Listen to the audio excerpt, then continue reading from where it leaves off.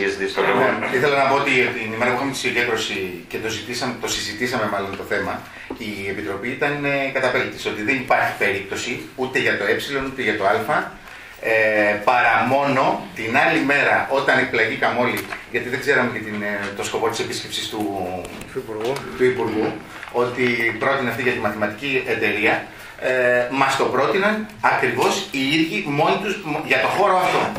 Τίποτα άλλο δεν έχω να πω. Δηλαδή, μας το απέκλεισαν προφορικά και όλη αυτή η ενέργεια έγινε για κάτι γρήγορα, αν μπορέσουμε να δώσουμε κάποια λύση.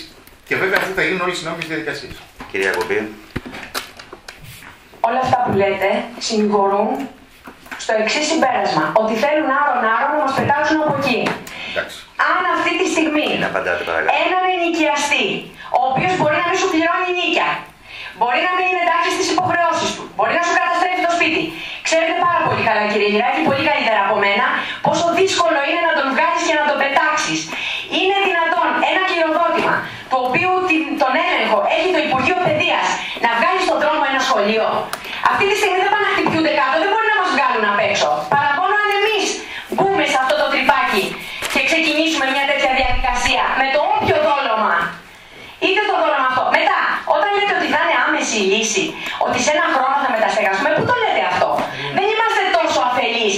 Αυτή τη στιγμή καλοριφέρ θέλεις να βάλεις ένα σπίτι και θέλεις μήνες.